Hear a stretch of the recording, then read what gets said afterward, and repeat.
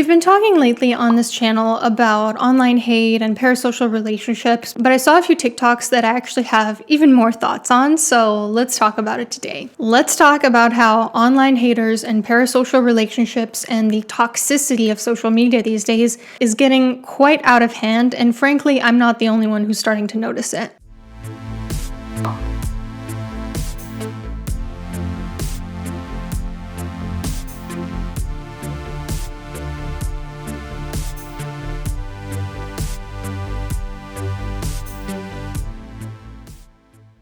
We're starting with a video by Chappelle Roan. I need you to answer questions.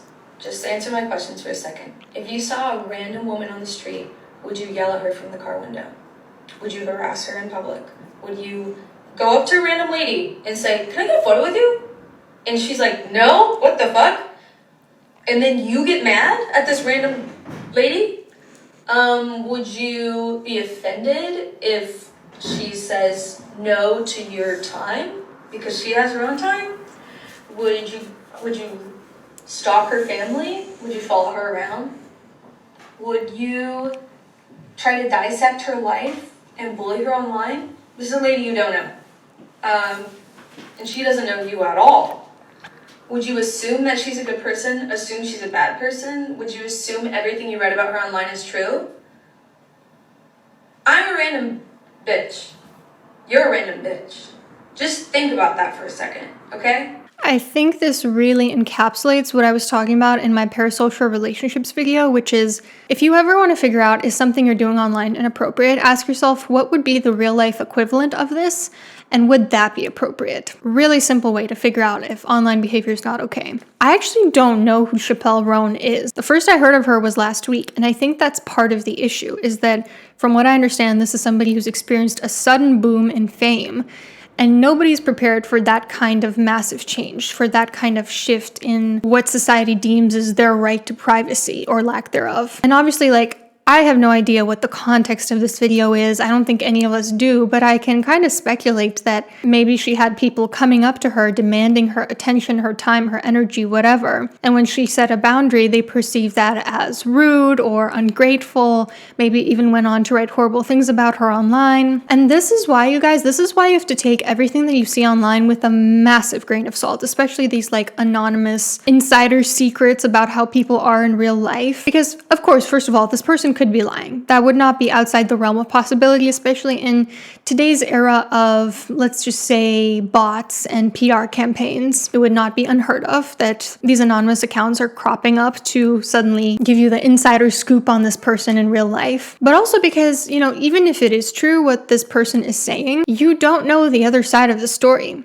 You don't know what the celebrity in question has to say. Maybe this person came up to them and was rude or entitled or violated their privacy. Or maybe the celebrity was having a really bad day and was just not in the mood that day, or struggled with social anxiety and came off aloof, was neurodivergent and came off aloof, was from a culture where they speak very frankly. You don't know what the other side of that equation is. So be very mindful about believing everything you read online, especially from people who are, leaving anonymous hate online. And also, every time I see a comment of somebody saying, "Oh, this content creator or this celebrity blocked me on something," as evidence of that celebrity's wrongdoing, it's so funny to me because do you know what it takes for a person to realize they've been blocked on something like YouTube? It's not like YouTube gives you a notification or you can't see that person's account anymore. In order for that person to realize they're blocked, they have to have gone to their original comment and refreshed it constantly, likely to check how many likes they're getting. And then when they saw that they weren't getting a certain amount of likes, they thought, maybe this person blocked me. So they logged out and looked with a different account to see if their comment shows up,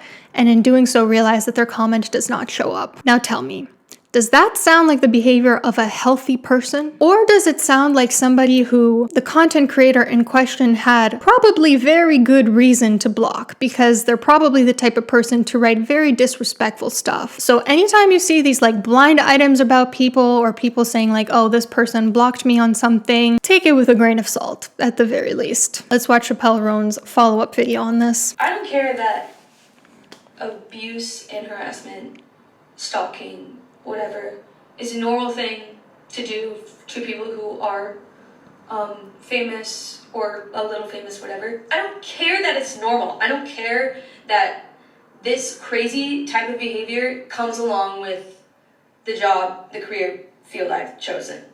That does not make it okay. That doesn't make it normal. It doesn't mean I want it. It doesn't mean that I like it. I don't want whatever the fuck you think you're supposed to be entitled to whenever you see a celebrity. I don't give a fuck if you think it's selfish of me to say no for a photo or for your time or for a hug. That's not normal. That's weird. It's weird how people think that you know a person just because you see them online or you listen to the art they make. That's fucking weird. I'm allowed to say no to creepy behavior. Yeah. I noticed that her comments are turned off, and I wonder why. I wonder if she's gotten a lot of hate for this kind of sentiment, because honestly, that's crazy to me. She's not saying anything outlandish. She's speaking facts here. Abuse and harassment and stalking is never okay, no matter what somebody has done, no matter what field they've chosen to go into. And I think that sometimes people have this outlook that if you've chosen to be in a career where you have to be a public figure, you need to just shut up about it and suck up all the negative consequences because you already have it so good. And a lot of the people that espouse this kind of outlook are frankly the types of people that should be incentivized to think something like that because they're the ones being the haters. People with actual empathy, with compassion, are usually not the people leaving hate and are usually able to see, oh, abusing a person is not okay no matter what career they've chosen. I mean, like, would you ever say this about a different field? Would you ever tell somebody who's in construction, for instance, well, I know you have a spinal injury, but didn't you think about that when you went into construction, when you went into manual labor? I mean, you knew that when you signed up. Or let's say a prosecutor who is experiencing some sort of harassment by a criminal they're prosecuting. Would you ever go up to them and say, well, you know, you signed up for working with criminals, so didn't you ever think about that? Like, no. We have a lot more empathy towards these other groups because in a lot of ways, I think people assume that celebrities have it so good, that they have wealth and fame and admiration and all that good stuff. They need to, again, just shut up and suck it up when they experience the negative consequences. But these are human beings that we're talking about. These are real human beings with feelings who deserve dignity and deserve to be treated like human beings. And if we treat everybody like, well, this is just normal in the field that you've chosen, guess what? Nobody's going to sign up to do that anymore. You're not going to have entertainers. You're not going to have actors, musicians, content creators, politicians, none of that. You're not going to have public figures anymore because nobody can handle this level of vitriol. And what she was saying about, like, you think you know a person just because you saw them online, that is in essence a parasocial relationship. And when people are super invested either one way or another about a celebrity, whether they hate them or love them, it's because they form this imaginary relationship with them in their heads. And like I mentioned in the parasocial relationships video I made a few weeks ago, in some ways that's good. It's perfectly fine to empathize with a person you've never met, to identify with them, to feel seen by them, to relate to them. What you do with those feelings, though, is your responsibility. Whether you act inappropriately is your responsibility. And again, always be asking yourself, would I ever do this in real life? Would this be normal to do in real life? My husband and I were actually just talking about how the actress who played Adriana on The Sopranos said something very similar. She said that after filming The Sopranos, people would come up to her and act like they're friends or something because they felt like they already knew her through her character. But her character was not her, and she had no idea who these people were. We have to remember that when we're seeing somebody through a screen, we don't actually know who they are. So either feeling very strongly negatively or positively towards them is a sign to hit the brakes a little bit, and certainly a sign to treat that person with respect and not violate their boundaries. We have one more video to respond to, and then I'll give you my additional thoughts on this topic. You know what I think, and I am going to tell you either way, and yes, I'm trying this for the first time. I am done with the whole, if you're going to be an influencer or a content creator, you need to be able to handle the trolls, the hate, the negativity, the bullying, and the mean comment. I am done with, if you can't handle it, you should not be an influencer, a content creator. You know why? Because nobody can handle it. And that is not just something I believe, that is scientifically, psychologically, factually true. Ask a psychiatrist, ask a psychologist, ask a licensed therapist. The amount of interactions that influencers and content creators have per day is not normal for the human brain. Add on down to it that a third, at least, of those interactions are tearing apart your appearance, ripping into everything you say, reading into everything you say, spreading lies and rumors about you that you simply cannot debunk, absolutely ripping into your family members and loved ones who have nothing to do with this, stalking you. It's not normal for the human brain, so nobody can handle it. You know how I know that? Name one influencer or content creator who you think can handle it. I'll wait. You can't. And even if you think you can, you can't, because those people that you just named, they're in therapy twice a week. They've set boundaries for themselves to prevent themselves from reading comments, threads, and snarks. They're breaking down behind closed doors. They're taking days, weeks, even sometimes months away from this app at a time to ground themselves and to prioritize their mental health and to remind themselves of what's real. Or they're breaking down on camera. They're crying, they're frustrated, they're begging people to leave them alone. I need to make it very clear that I'm not talking about bigotry and racism and real hate that has caused tangible harm to people. I'm just talking about the bullying and the nastiness and the negative comments. On a much larger scale, if you ask celebrities if they Google themselves, they always say no. Why? Because it protects my peace, because it's a boundary I've set for myself, because my mental health would be destroyed otherwise. So why is it that it's okay when they do it, but when an influencer or a content creator can't handle it, all of a sudden it's, you can't take criticism. Criticism about my appearance that I didn't ask for. Criticism when I am surrounded by professional people in my industry who critique me on a daily basis. Has criticism suddenly become you dangerously accusing me of having an eating disorder that I don't have? That's criticism now? You know what I think it is? I think it's moral superiority and woke intellectualism worn as a mask to disguise that person's true want, which is to cancel and watch somebody else suffer.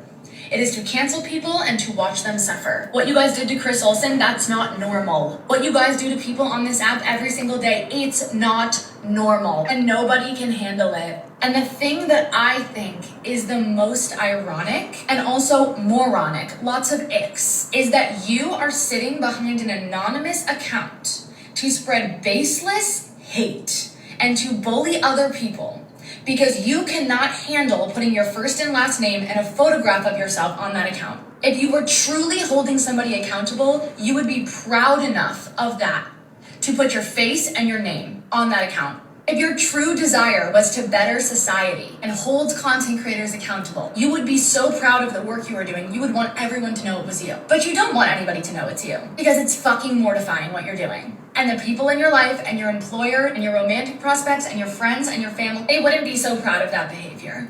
And if you could handle it, you wouldn't be sitting behind an anonymous account. So don't tell me what I can and cannot handle, considering I'm the one out here with nearly 1 million followers, putting myself out there to try to spread a little joy, and you're the one who can't handle attaching your face and name to your opinions. Sounds like someone can't handle it. You know what I think?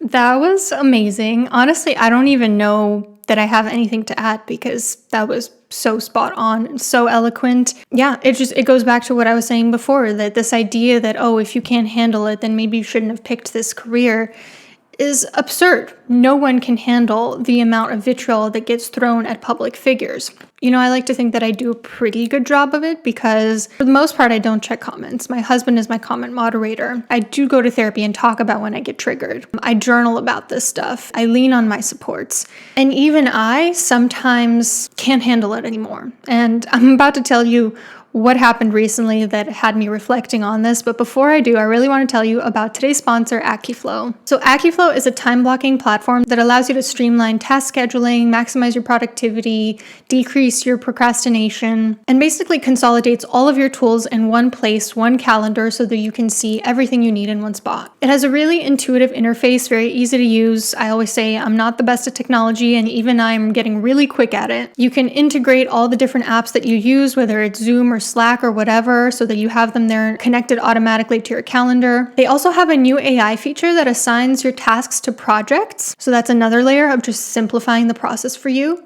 And they also have a new statistics feature where you can actually see how you're using your time and how efficient you're being and plan better for the future. I think that's really valuable, that if you're not doing this, you would otherwise have no idea. It would otherwise take you hours to calculate how you're spending your time, which in and of itself would not be super efficient to do. You can also easily organize tasks into labels or projects. There's the rituals button where you can reflect on the past day and look towards your next day. And you also get one-on-one productivity coaching and an onboarding call with AccuFlow. So click on the link below if you want to check them out. Thank you so much to AccuFlow. Okay, so back to what I recently experienced. I generally pride myself on either not responding to hate, or if I get the sense that somebody is being critical in a way that's kind of veering towards hateful, responding in a very neutral, non-defensive way where it's clear that that person has not gotten under my skin. But something happened recently where I don't even know what was going on, but I just got to a point where I was like, I am tired of this shit. I cannot take it anymore. I mean, look, I've been a content creator for 4.5 years. And at some point you just kind of hit a threshold where you're like, I am so tired of being misunderstood. I'm so tired of people reading into my words, being offended by small things they didn't like how I said it, commenting on my appearance, degrading me as a person, coming from my character, making horrible assumptions about myself. It just gets to a point where you're like, I've had enough of this. So recently I made a TikTok where I was talking about how I'm tired of people telling me I can't say I moved to Europe. The thing that people have been saying a lot to me is like, oh, well, Europe's a continent. You should say the actual country you've been to.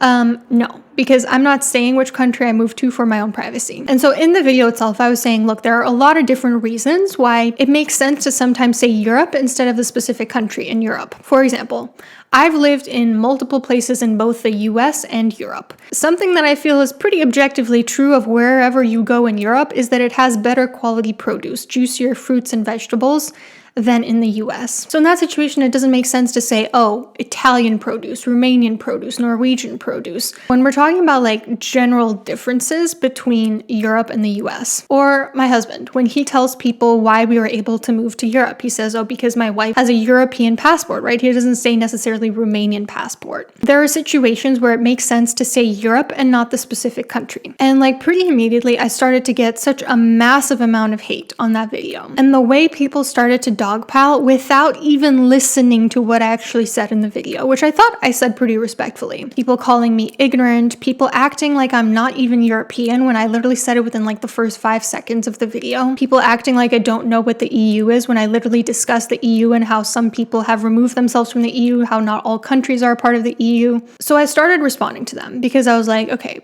let's like get some engagement going. And also I was starting to get defensive. I was like, why are people willfully misunderstanding me? Let me try to make my position on this clear. Maybe I can get them to see my perspective. There was no point. There was really no point.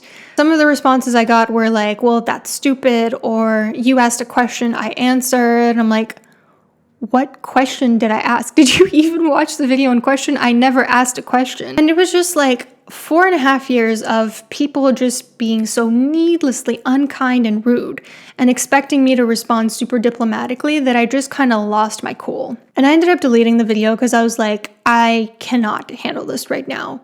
I stand by everything I said in the video, but I did not want to wake up the next day to hundreds, thousands of people calling me stupid and ignorant for my take. So for my own emotional well-being, I said, I'm not dealing with this. But it just got me thinking about how so much of social media has become like this echo chamber and people being unnecessarily rude. And like you'll see in the comments, people just repeat the same phrases over and over again that they think are like clever.